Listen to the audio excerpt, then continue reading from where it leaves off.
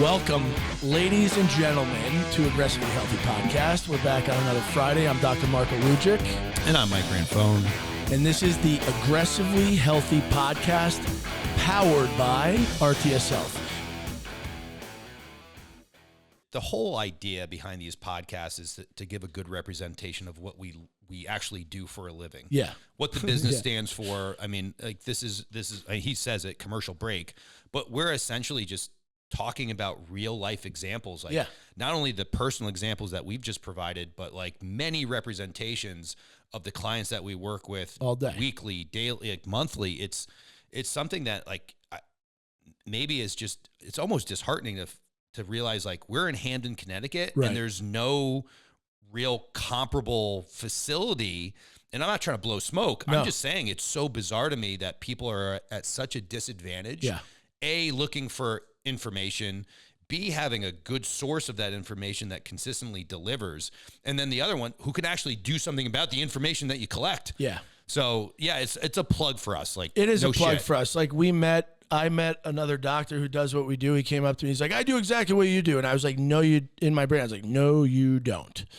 You might. Yeah, does he have a team of? You might. Well, no, but you might open an office door and be like, yeah, I do metabolic medicine, but you don't live it. And the guy clearly on his body did not have the CV to represent what I believe to be a progressive preventative care medical doctor.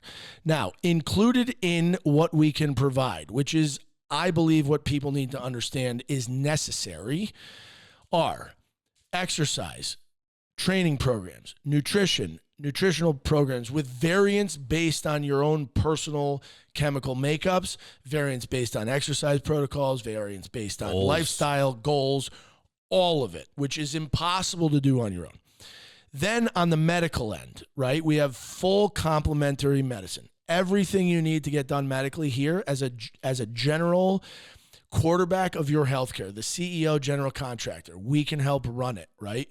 We vet surgeons. I know what's going on in hospitals. I know the ins and outs of admin situations, surgery centers, referral based.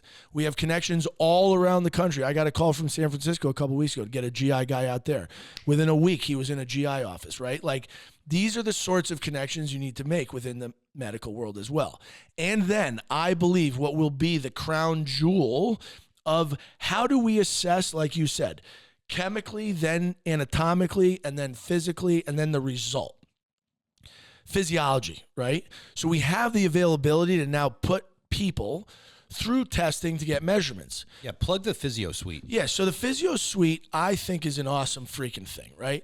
And in my mind, it's like, okay, we have gym, we have medicine, we have hospital, we have box gym, and we've blended what we believe the best form of that is into one thing. Now, the biggest bond in this arena that's like, all right, is Mike's training and nutrition doing well, or is Marko's medicine doing well? Well, let's see. Throw you on a bike. Let's do a VO2, a baseline. Now we look where you improved.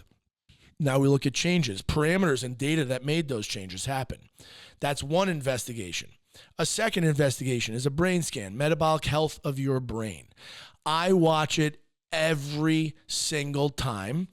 People go from non-hormonal well-being to hormonal well-being, from non-exercise to exercise, from eating like whatever the hell they want to pertinent, focused eating, and their brain power improves significantly. We measure that here. It's not just, are you doing better? It's actually, here's an objective piece of data. And then a resting metabolic rate. People come in here and don't know what to eat. We can then give them parameters and a bracket of caloric intake at rest with no activity, with your body not metabolically working anywhere near its efficiency. Here's what you can eat. At full capacity, with a full workout, with full burn, with full caloric intake to maintain your body weight, here's the maximum you can eat and do all that exercise. Beyond that, you're going to gain weight, and under that, you're going to lose. That's a really good assessment with all of the data, with all the exercise, and you put that together. Well, guess what? Somebody then can plan the rest of their life in terms of their healthcare, because then we can focus on things we need to improve. Is it your brain? Is it your cardiovascular? Is it your muscle? Because the physio suite extends from the physio suite, I believe. The physio suite is like the testing parameters for the entire gym. And then it's the testing parameters for all of the chemicals potentially being used in the metabolic wellness arena to then assess, did we make any moves on the actual result we want to achieve? So the physio suite is like the entire thing in my mind, because that is where we can prove to people you're getting what you want. Our physio suite is now staffed by Dylan, who was a trainer at the gym, went to nursing school, got certified, passed his exams. He is full go nurse running all of our diagnostics. It's an incredible experience, I believe, because he has perspective of the training, of the nutrition. He's worked in a hospital. He went to nursing school. He's done training schools. He's done dietary schools. And now he's actually working where the result of all of those thoughts comes into play. How do you see the physio suite helping? Because now we have somebody in there who can communicate with training staff, with the medical staff, with everybody to kind of arrange people's blueprints. I think it's a very good microcosm of what we represent. So Dylan, as you mentioned, was a former coach here for a couple of years and then went back to nursing school. And that was right when we began the health side of things and saw that this would be maybe the next logical stepping stone professionally and personally. I bring it up is because every one of the health employees goes to the gym, gets nutritional help from the gym, and then all the people that work at the gym use you for metabolic health. Yep. So it's a plug that this is what we stand for, and it's a good representation of like how much buy-in is there. But it also represents the idea that we have perspective of what everything and everyone can do for the end user. Yep. And I might not be the guy that says you need a peptide or a hormone, but I can have the inclination to advise you that you need more help than what I can give you right now, based on the information we have. And I think at the end of the day, it is not about just extracting the right information, but what do you do with? Yeah. And knowing what you can't do for someone is the why we set it up, and we're not operating in silos, and we're not trying to be territorial and hold people. It's like, you need to go see Dylan in the physio suite. You need to see Corey for your athletic development. So it is kind of just that perfect snapshot of like what this business stands for. Yeah. Now, I would also like to get that out there. We do all adult medical, we do all adult training, we do all adult nutrition. What about that athletic training end of what we can do here as well? Because I think some people forget, like, it's not just a pure generalized adult training facility. You have a very specific part of it that deals with athletes as well. So to me, our athletic development program, which is for, let's say, anyone from 12 years old up, represents what we would want to do from a pediatric care perspective. Yeah. It's because this is where kids learn life skills, as well as the fundamental idea that your own well-being is your personal responsibility. Yep. And the causal link between doing good work, focusing on nutrition, stress management, sleep early means that that person already has that skill set later on in life to apply when they're not an athlete anymore. That when they are in the corporate world or in medical school or whatever, they have this foundational resource that they live through of how to take care of themselves. And what's wild to me is, like, when you're raising a kid and they get to 5 years old and you send them to school, the school puts them through the rigors of, like, sit down learning to develop their brain. But then they also say, well, these kids just need, like, free play. So I get that. So if you're trying to train somebody's brain, you want to have focused thought with education to train their brain. So they are able to, capacity-wise, sit down and learn something as a, like, metric of learning, right? So then why then, in that same thing, the cells of the brain we believe we can train, but you don't think you can then use that brain to have these kids train their muscles with more resistance, with more directed therapies, right? Like, there's no reason a 6-year-old you can't teach how to, like, bench press. None. Now, I know it sounds stupid, but, like, why not? And, like, why wouldn't we teach a 6-year-old how to properly, like, with a Nerf bar, squat? Like, why not? These are movement patterns that are really good for people. Now, they might do 2 and turn around and sprint out of the room, but that's great. They're learning something the same way we teach them soccer, football, baseball, lacrosse, basketball. Like, it's a physical activity that they can learn. So I don't know why the school system and education system is lessening the physical input of data into these kids, because as we said before, the brain and the body are the same. If you have a little kid who's sitting at his desk like this and he's twitching and you tell him he has ADD, no shit. The guy got to go outside and like run around, but send him outside on a treadmill, have him climb 3 ropes over and over. And guess what? Put him in the desk. Everything you want him to learn will be learned because you've exhausted his body. His brain is now satisfied what it was asking for, which was activity. Movement. Yeah. Not because it wants to move to release energy. It wants to move because when the muscles contract at that age, and this is the piece of data the world will realize one day, there is definitely a large chemical signal going to the brain. Because I don't care who it is. You take a kid that does more athletics relative to a kid that does less athletics, their brain is a little more ADD capacity. So I do believe ADD in a young kid who really likes to play sports is kind of goes hand in hand. There's no like ADD. It's just that's a kid that needs to run around. ADD is an irritating diagnosis. Yeah. So at the end of the day, I think mind, body, age, whatever, we can in this arena help a lot of people. And I think by helping fathers, mothers, old people, young people, 50s, 30s, 20s, it doesn't matter. Every generation beyond that human who then becomes educated about their health becomes better. 15 minutes. We'll keep rocking. Segment 2. What do we think? So population level data. We've been talking about testosterone in men, and we do a ton of women's health. That is the main focus, I would say. But men's health gets lost. And we started the last segment on a mental health well-being type thing for dudes, which I think is a real thing.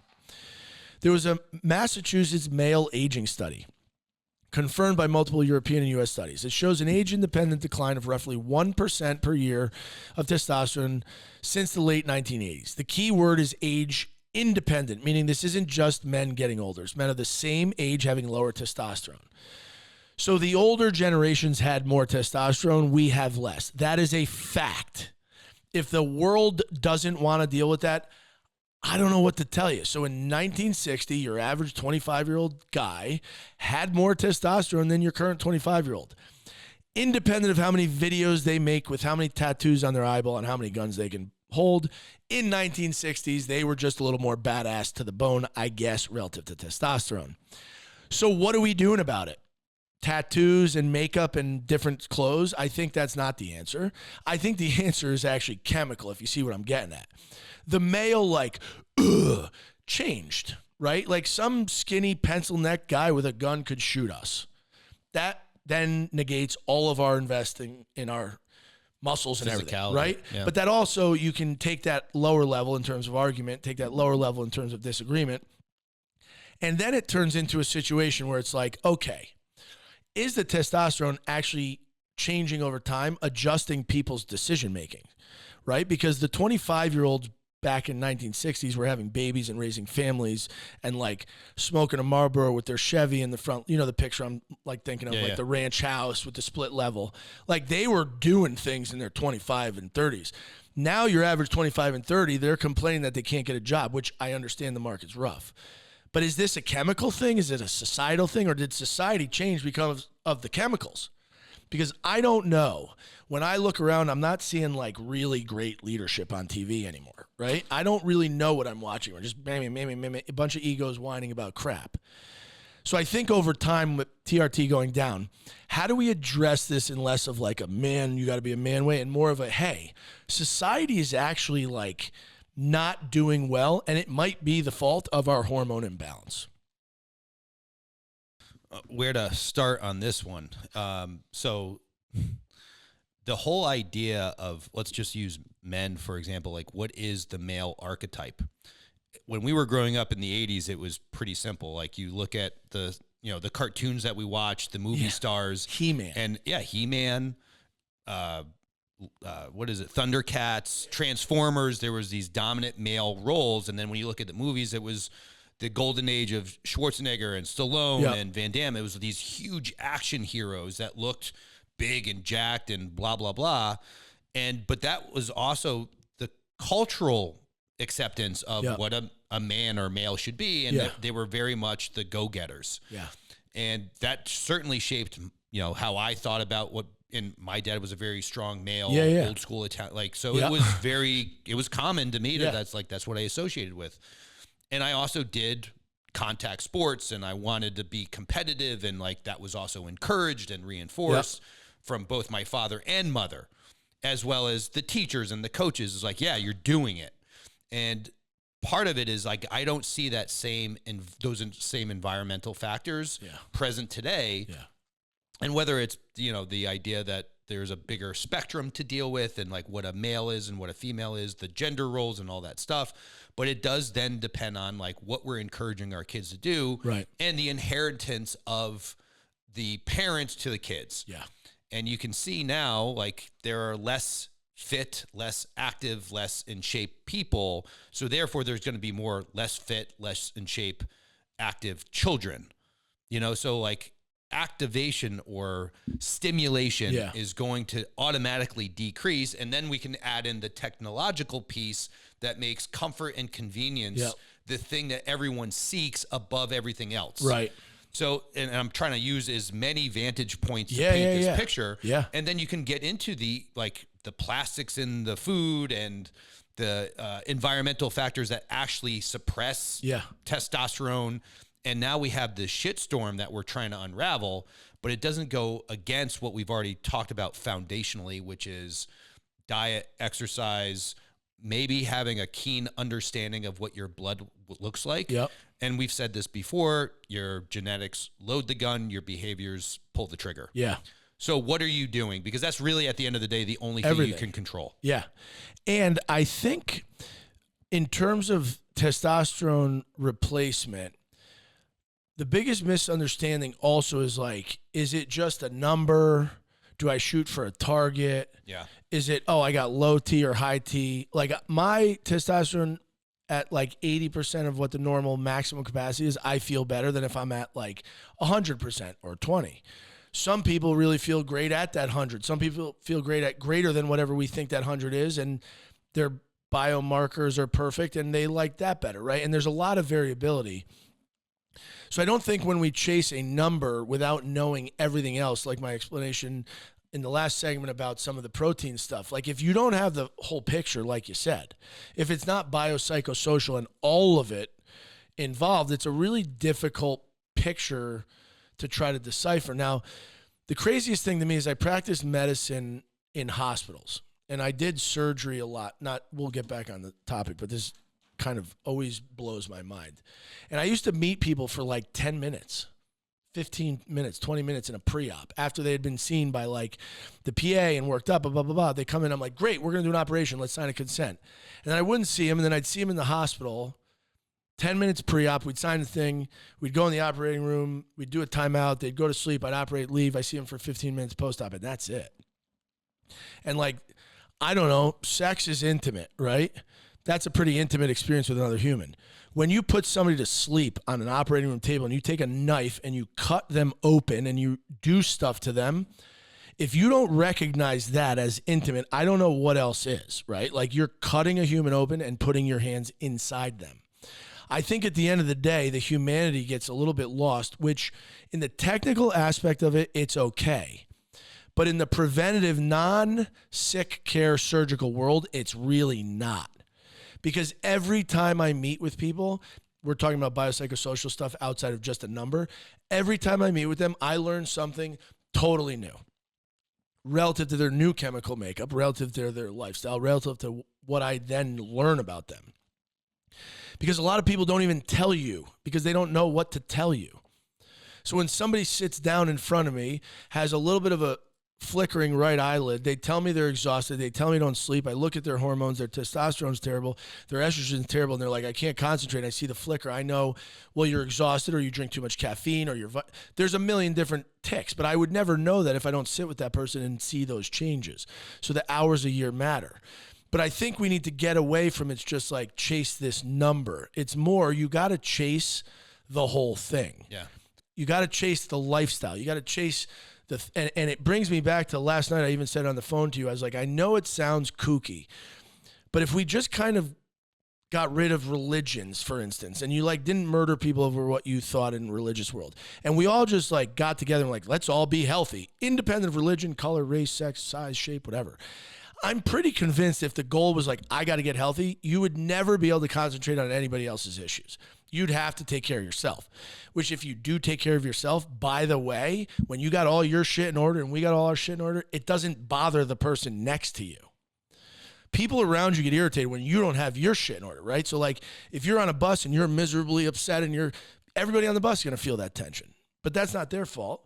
We need to get the individual better. So I think, how do we get people to embrace that, right? Like, how do they get, I'm here for testosterone. Well, it's like, no, you're actually here for the entire experience. How do we present that to the population? I'll give you a mantra, and then you can tell me if this is going to make sense based on your experience in the hospital, what you do now. And I learned this from a nutrition mentor of mine years ago. And he uses the line that what gets measured gets managed. I think the more things you measure, the more ways you can win. So you're not then, and we can use it as like, oh, the scale didn't go down. But what about your sleep? Yeah. What about your performance numbers in the gym? Yeah. What about your VO2 max score? Yeah. So the more things that we have, so it gets back to the idea is, is the target the number of testosterone? It's like, if the testosterone moves just a little bit, but your cholesterol comes down, your fasting insulin comes down, your lifestyle improves, like all those things are way more important collectively than one thing by itself. All day. So, and I think this is why it speaks volumes of the lab work that you do in conjunction with all the lifestyle features that we're trying to organize so that they can look at a month's worth of work that they conducted here and with you and say, oh my God, I'm sleeping better, I'm eating better, I seem to have more energy, I'm happier. Yeah. And the scale is moving, not as fast as I want, but it is moving in the right direction. Because then it's just a function of time. If you do those things, then the outcome that you desire becomes inevitable. And it's like the stupid saying, actually, I want to get rid of the saying, like you can't outwork a bad diet or something. It's like, actually, I don't even know why that exists. You can only work at whatever dietary thing you're doing. Like that's just, it is what it is. So if you eat terribly, you're going to have a terrible result in the gym, independent of the amount of work. If you're conscious of your eating, you're going to get a good result of the gym, independent of your work. Like it's just fucking obvious. And that line, I know what it's trying to imply. Sure. But it also has such ambiguity around it. Because I would say if you have a bad diet and don't work out, don't train hard, don't do anything, but if you have a bad diet, whatever that means, but you do work out, you can run a marathon, you can play with your kids, I'm like, I guess you're kind of outworking the bad diet. Yeah. And we're not talking, don't out there you go picking on us and being like processed, ultra processed. No. Get it out of our language already. So we're not talking about Doritos. Well, how are we defining bad diet? Right. Too many calories? Correct. Like, because listen, you can go eat too much of a good thing too. Like I have people that are like, I eat 7 avocados a day and eat 9 eggs. It's like wonderful. Your cholesterol is going to murder you tomorrow, right? Independent of their weight. So we are not talking about chemically processed crap. We're talking, if you are eating whole foods, you're eating your veggie, like a well-rounded diet, it can still be good or bad relative to your life. How many times have you heard this when you ask about nutrition and they're like, oh, I eat super healthy. Yeah. But they're 25 pounds overweight. Yeah. It's like, well, then it's not healthy. Right. For that. Exactly. Quality-wise, perfect. Quantity-wise, terrible. I think we should keep going, right? So if you think about that statement, there is really actually no bad diet. It's all bad context. Yeah, it's all in context. Yeah. Because there are people on this planet. Like I know one really well. He's tall, he's skinny, he works like a savage, and every single day he eats steak and a giant thing of potatoes. A ribeye, there's butter on everything, but guess what? Through the course of his day, that bomb that he eats every night is exactly what he needs. Yeah. Do you know what I mean? So like if he took a picture of that plate and put it on social media, the world would think he's gonna die tomorrow. And I mean it. It's like insane. It's like a half a stick of butter in the middle of like a half a pound of potatoes with a ribeye with butter on it. But at the end of the day, the 100 grams of fat, right, and the X amount of protein and the X amount of carbs is what he actually needed. Because this guy, we did an RMR and like all of these other data points, and his labs look great and he functions great and his vascular health is great. We cleared him with a study of his cardiac imaging. So diet really is all relative in context. And it's funny because you post things all the time. People are like, you eat like sugar? It's yeah. Actually, some of the days I don't come work out, like people are like, oh, you didn't work out today, you skipped. I would say like 40% of those are purely because I'm like, the day before I did not max out my carb load. Like you have me around 3+ right now. If I don't get there and I come in, I can't like get done what I want to get done. So if I go try to do a bench press and I'm like, well, 90 pounds is where I was before and I can only do 60 today, it's fine. But I know I have a whole life of exercise ahead of me. I'd rather wait, get that little bit of recovery, get my extra carbs, and get the full max out of my workout the next day. Now, I'm not saying delay yourself by 4 weeks. Right. But it's all in context. So that steak and everything for that guy might be great. My lack of intake might have been bad for me. So it all depends on what they need. The biggest thing I feel like people miss is to live a healthy lifestyle. You don't actually have to like be a gym freak. Like on a day-to-day basis, like for the past X weekends, we actually talked about it today. How nice is this weekend? Because it's finally a weekend. You don't have to like travel. Yeah. For what? Nothing for you. It's for your kids' sports, which is awesome. Yeah, it's awesome. But it's time away from potentially Everything. gym Mike. So did you tell your kid he can't go to the tournament because you got to go to the gym? No. Right. Did you tell him, buddy, we can't play that noon game. I got to go eat my chicken? No. So like, how about the intensity at which you interact with a gym environment and your healthcare? How much time do you get to spend with your kids? More than probably before. Yeah. That's the advantage. This goes back down to like why routines are so important and understanding the season that you're in, because any routine has implied rules.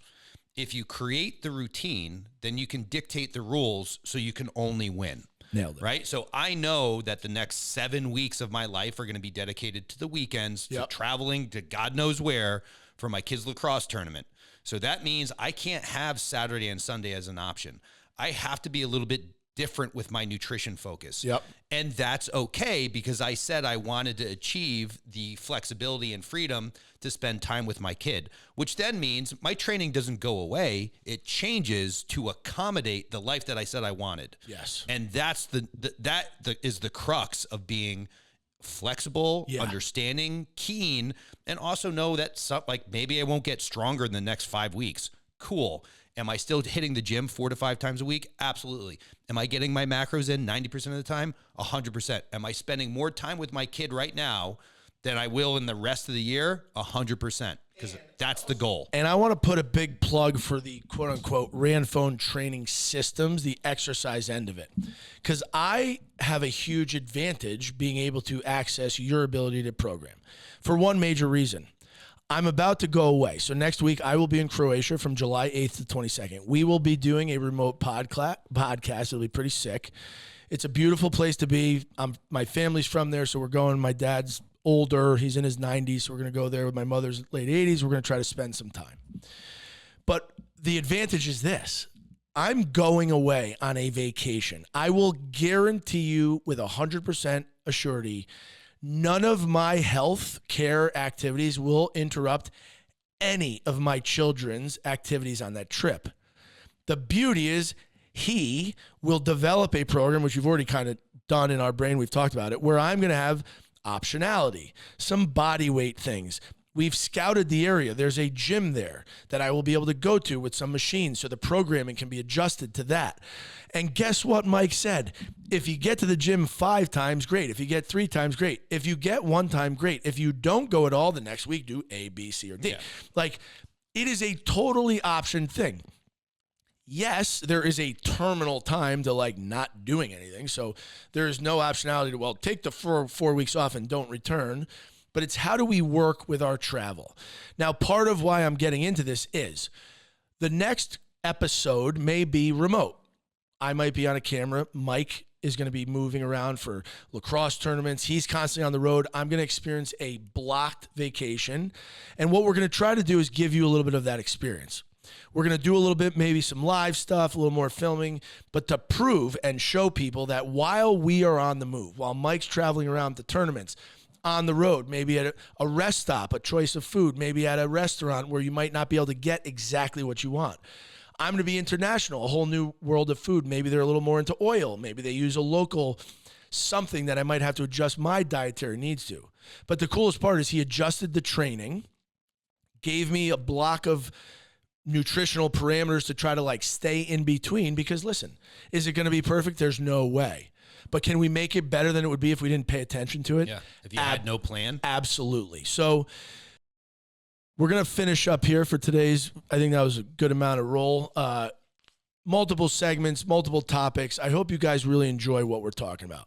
And like Mike said at the intro, our biggest desire is to involve everybody in this. We do not want anybody to be excluded. The only barrier to entry we ask is like, you got to want to be healthy. You got to want to feel good. You got to want to build some muscle, go to work and be a better person, be a better parent. So if you want to do that, if you want to be a better person, reach out. We have tons of resources. Men in specific, is it men's health? Wasn't there a men's health awareness thing month or something? Sure. It is what it is. I'm a guy, so I guess I can say that about myself. But here's what we really want everybody to know. You can come here and use it as a therapeutic experience as a guy. We are warm, inviting people, independent of the exercise activity and our intensity with that. In the middle of a screaming bench press, if you said, hey, I have a problem with something, that doesn't mean that the screaming bench press translates into not being understanding. Those are two independent things. So independent of the muscles, how we look, the intensity of things, we want to help people. Men in specific, there are arenas where you can go and feel comfortable being a little vulnerable, being able to express to other people, because we don't care. We don't hold things back. We don't judge. We just want to help you. So from RTS Health and all our employees, all the people that follow us, thank you very much. Emails can be sent rtshealth@rtsct.com for any inquiries. Websites www.rtsct.com. DM us, Instagram, Aggressively Healthy on Apple, Spotify, YouTube, and give us a follow. Really, it's a plug. It's going to be good information. Get on board, RTS Health. And throw a question, topic. We have 2 more episodes planned around some inquiries. Yeah, so for travel too. Don't be bashful. Send them over. We always appreciate you listening and paying attention. Have a great 4th, guys. God bless.